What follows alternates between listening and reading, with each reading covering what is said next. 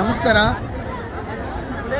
ವಾರಣಾಸಿ, ಅಯೋಧ್ಯ, ತೀರ್ಥರಾಜ, ಪ್ರಯಾಗರಾಜ ದರ್ಶನ ಮಾಡ್ಕೊಂಡ್ವಿ. ಪ್ರಯಾಗರಾಜ ಇವತ್ತು ಬೆಳಿಗ್ಗೆ ದರ್ಶನ ಆಯಿತು, ಸ್ನಾನ ಆಯಿತು, ಪುಣ್ಯ ಸ್ನಾನ ನಂತರ ಚಿತ್ರಕೂಟಕ್ಕೆ ಬಂದಿದ್ವಿ. ಚಿತ್ರಕೂಟ ಅತಿ ಅಮೋಘ ಅದ್ಭುತ ಪ್ರದೇಶಗಳಲ್ಲಿ ಒಂದು, ಪೌರಾಣಿಕ ಹಿನ್ನೆಲೆಗಳಲ್ಲಿ ಅದ್ಭುತವಾದ ಕ್ಷಣಗಳನ್ನು ನಾವು ಪುರಾಣದಲ್ಲಿ ಕಾಣುತ್ತೇವೆ. ಇದು ಭಾರದ್ವಾಜರ ಆಶ್ರಮವಾಗಿತ್ತು. ಈ ಹಿಂದೆ ಗೌತಮರ ಆಶ್ರಮವೂ ಇಲ್ಲಿತ್ತು. ರಾಮಾಯಣದ ನಂತರ ವನವಾಸ ಕಾಲದಲ್ಲಿ ರಾಮ ಮತ್ತು ಸೀತಾ ಇಲ್ಲಿ ಸರಿಸುಮಾರು 10 ರಿಂದ 11 ವರ್ಷಗಟ್ಟಲೆ ವನವಾಸವನ್ನು ಇಲ್ಲೇ ಅನುಭವಿಸ್ತಾರೆ. ಭರತ ಬಂದು ಇಲ್ಲಿ ವಾಪಸ್ ಬಾ ಅಂತ ಕೇಳಿದಾಗ ಭರತ ತನ್ನ ರಾಮನ ಪಾದುಕೆಗಳನ್ನು ತಗೊಂಡು ಹೋಗ್ತಾನೆ. ಆ ಸ್ಥಳ ಇದು ಚಿತ್ರಕೂಟ.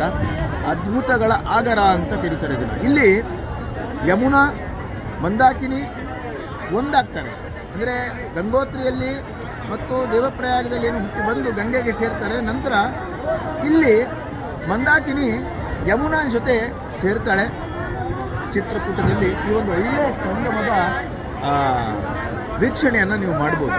ಇಲ್ಲಿ ಬಂದಾಗ ಇಲ್ಲಿ ಸತಿ ಅನಸೂಯ ಆಶ್ರಮ ಇದೆ, ಸೀತಾ ಮತ್ತು ರಾಮಚಂದ್ರ ದೇವರ ಇಬ್ಬರ ಆಶ್ರಮ ಇದೆ.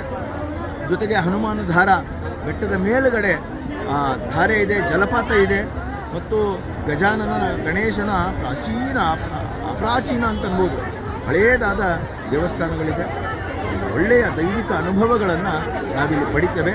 ಪ್ರಯಾಗರಾಜಕ್ಕೆ, ಕಾಶಿಗೆ, ಅಯೋಧ್ಯೆಗೆ ಪ್ಲ್ಯಾನ್ ಮಾಡಿರ್ತಕ್ಕಂಥವರು ಕೇವಲ ಪ್ರಯಾಗರಾಜಿಂದ 116 ಕಿಲೋಮೀಟರ್ ದೂರದಲ್ಲಿ ಚಿತ್ರಕೂಟವನ್ನು ಕಾಣ್ತೇವೆ. ಬಂದು ದರ್ಶನ ಮಾಡಿ. ನಮಸ್ಕಾರ.